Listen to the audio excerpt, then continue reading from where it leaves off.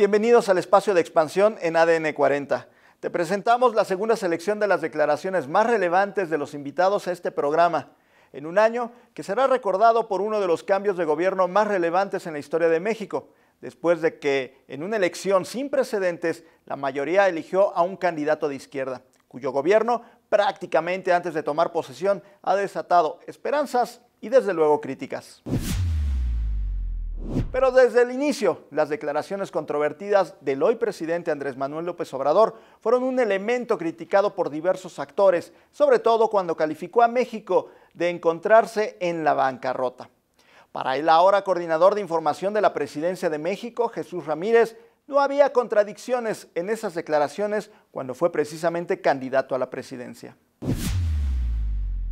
La bancarrota se refiere a un tema real de la situación en la que se encuentran las finanzas públicas, pero no es literal, es una metáfora, es decir, está diciendo Andrés Manuel que va a cumplir todas las promesas de campaña, todos los compromisos que hizo, pero que existen muchas demandas sociales, una exigencia muy alta, un rezago muy grande y que dadas las condiciones de las finanzas públicas no se podrá cumplir todas esas demandas, es digamos el mensaje.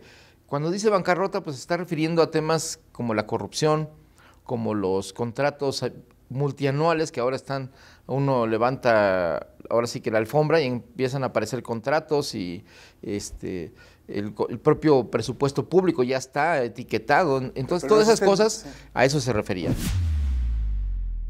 A la pregunta de cómo conciliar las promesas de campaña con la realidad de recursos públicos limitados, el coordinador de información habló de la estrategia que precisamente está siguiendo el nuevo gobierno. Lo que sí te puedo decir es que lo que yo señalaba, o sea, sí se está trabajando para que los compromisos de campaña se cumplan. La pensión a adultos mayores, el apoyo a jóvenes construyendo el futuro, los 2.6 millones de jóvenes que van a, digamos, tener posibilidades de una oportunidad de trabajo, de una beca para prepararse para el trabajo y 300,000 jóvenes para acceder a la educación superior. Por eso nos hemos estado preparando todos estos meses para que a partir del día 1 de diciembre se sienta el cambio y puedan operar estos programas. Yo te diría que desde el primer mes ya los adultos mayores del país van a recibir su pensión al doble de lo que hoy reciben a nivel nacional y que la tendencia es que sea universal. Pero el hecho es que el crecimiento económico es uno de los principales problemas de México, con una capacidad de solo un aumento de 2% en promedio anual y con la promesa de este gobierno de crecer 4% anual en promedio en este sexenio. Es Valeria Moy, directora de México ¿Cómo vamos? Las promesas de crecimiento me llaman mucho la atención. ¿Son de porque, campaña? Pues son de campaña, pero es de estas cosas donde quieres oír cosas que sabes que no van a pasar, porque el crecimiento no se puede prometer. El crecimiento se tiene que generar y se tiene que generar con políticas públicas, que esas sí pueden ser promesas de campaña. Yo creo que 2019 va a tener un comportamiento similar en términos de crecimiento a 2018, terminará alrededor, pero es mi impresión sin tener una bola de cristal, que estará alrededor de 2% y estirando mucho la liga. Yo creo que el primer año de esta administración, como bien comentas y suele suceder, es muy difícil ejecutar el gasto público. Entre las promesas de campaña está la de dotar de seguridad a la población con el combate a la corrupción y a las organizaciones delictivas. Al respecto, después del balance negativo de la administración anterior, Edna Jaime, directora de México Evalúa, indica cuál es el reto de la nueva administración en este tema tan crítico. Es un proceso complejísimo, porque implica, desde mi óptica, el fortalecimiento de las instituciones, generar capacidades en nuestras instituciones de seguridad y de justicia. Esto toma tiempo, pero no hay atajos. O sea, no vamos a poder construir paz ni seguridad si no tenemos policías locales profesionales, confiables, que resuelvan conflictos cotidianos. Esa es la pacificación. Evidentemente hay una dimensión de crimen organizado, pero la dimensión de la seguridad se atiende desde lo local, diría yo desde lo hiperlocal, y necesitamos actores del Estado mexicano en esa, construyendo la paz desde lo local, desde abajo. Entonces, para mí sería clave que hubiera un cambio de enfoque. Se llama de prevención social para diferenciar a la prevención policíaca, pero lo ideal es que se coordinen, que interactúen la prevención policíaca con la prevención social. Es importantísimo trabajar en buenas acciones preventivas. No es fácil. La prevención, la política de prevención no es sinónimo de política social. O sea, si las ponemos en el mismo cajón, si confundimos, no vamos a ser efectivos. Ciertamente el desempleo, la desigualdad social son factores de riesgo, pero la atención de una política de prevención es muy específica, porque sí identifica factores de riesgo en un ámbito muy acotado, identifica población en riesgo y genera los instrumentos para intervenir muy específicamente. Alguien hablaba de que se trata de acupuntura. No toda la ineficacia gubernamental está relacionada con corrupción.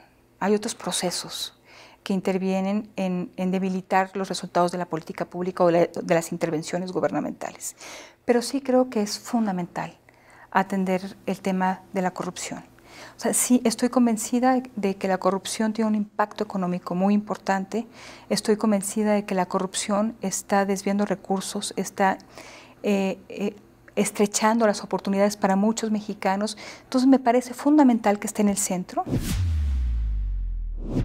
En el combate a la corrupción, Expansión ha expuesto el tema desde diversos puntos de vista a lo largo de ya varios años. Y en 2018, por segunda ocasión, presentamos el ranking de las 500 frente a la corrupción, en alianza con Mexicanos contra la Corrupción y la Impunidad y Transparencia Mexicana, que dirigen Mario Amparo Casar y Eduardo Bojorquez, respectivamente.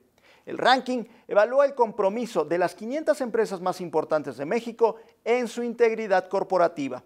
Y en un año hay resultados interesantes. Hay otro incentivo que es el reputacional y que es el que tiene que ver con este ejercicio que estamos dando a conocer al público por segundo año. ¿Y por qué digo que es reputacional?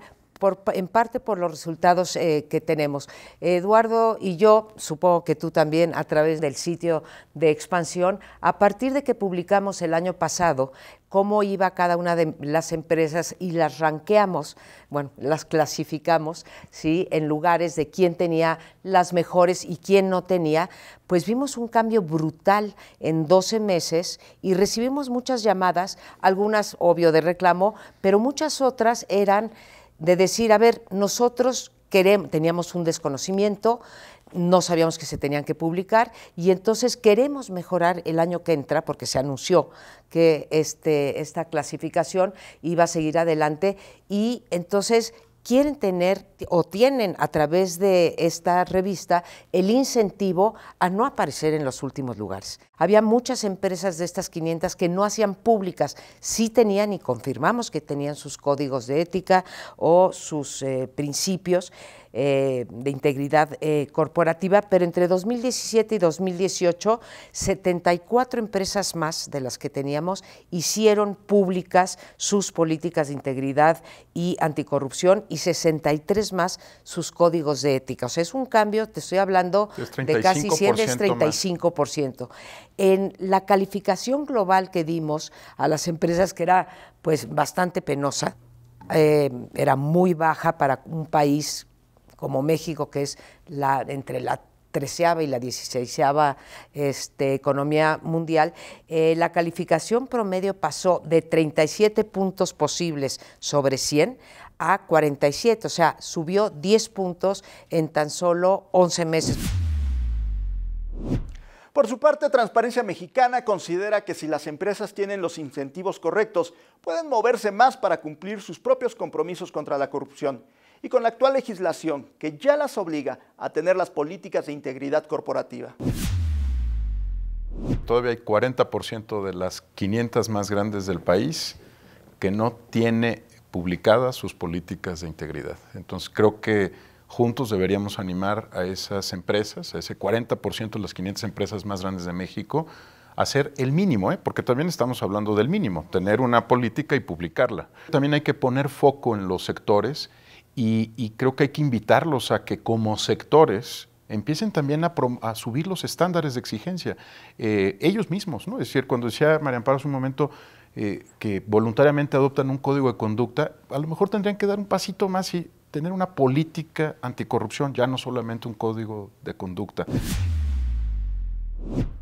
El otro tema que marcó 2018 en lo económico fue la renegociación del Tratado de Libre Comercio de América del Norte, que terminó para convertirse en el TEMEC, y que dentro de lo que aprobarán los congresos de México y Estados Unidos y el Parlamento de Canadá, está la obligación de que 40% de los vehículos ligeros deben manufacturarse en países donde el salario por hora de los trabajadores sea de $16, situación que a Moisés Kalash, director del Consejo Consultivo Estratégico del Sector Privado para las negociaciones, no le quita el sueño, pues considera que México no pierde competitividad con esta medida.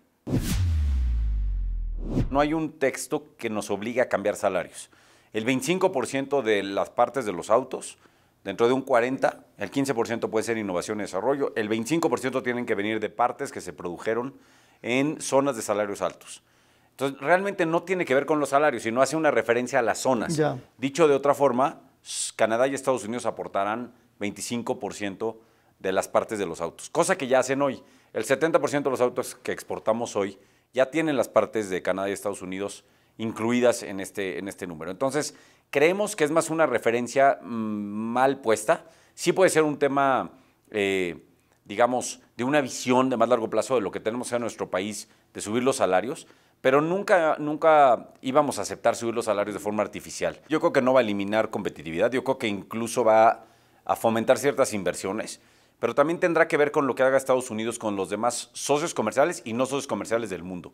¿Cuánto valdrá nuestro NAFTA si Estados Unidos sigue con una discrepancia importante con China, una renegociación principalmente en autos con Japón y Europa? Nuestro tratado será el primer gran tratado, el primer gran acuerdo que se llegó a una conclusión en un club de América del Norte que vis a vis el resto del mundo tendrá un valor enorme. Entonces, tendrá que ver mucho cómo acabe Estados Unidos.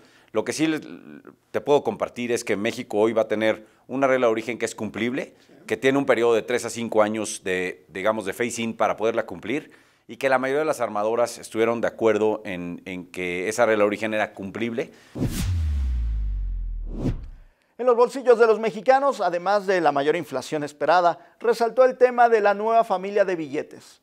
Una coincidencia que uno de los personajes más admirados por Andrés Manuel López Obrador esté ahora en el nuevo billete de 500 pesos. La imagen de Benito Juárez fue definida en este billete desde hace más de 3 años. Comenzamos con el billete de 500 pesos porque es el que más circula entre los mexicanos. 4 de cada 10 billetes que tenemos en las manos es de 500 pesos. Por la misma razón es el que más imitan también en la calle y por eso es al primero que quisimos darle atención y por eso está en nuestras manos desde el 27 de agosto de este año. Adicionalmente, el análisis de la emisión de un billete de 2,000 pesos va muy en serio, pero para que se concrete todavía falta. Seguramente en 2022 estaremos en oportunidad de hacer esa reflexión al interior del Banco Central. Dependerá de los usos y costumbres, dependerá de la demanda de los usuarios. Si en ese momento encuentra el Banco Central que hay una necesidad de atender esa demanda por parte de los usuarios, pues la Junta de Gobierno tendrá que tomar alguna definición al respecto. Lo que quisimos con ofrecer a la opinión pública, oigan, igual y puede haber un billete de 2,000 pesos y ya definió la Junta de Gobierno cuáles son el proceso histórico, será el del México moderno. Quienes podrán estar en ese nuevo billete que son Octavio Paz y Rosario Castellanos. Qué ecosistema y qué elemento representativo de la flora y de la fauna es anticiparnos, tener ya definido qué es lo que podrá estar en este billete si es que el futuro nos alcanza por ahí de ese año. Les agradecemos su preferencia y a nombre de todo el equipo que hace posible Expansión en ADN 40, les deseamos las mejores fiestas y lo mejor para 2019.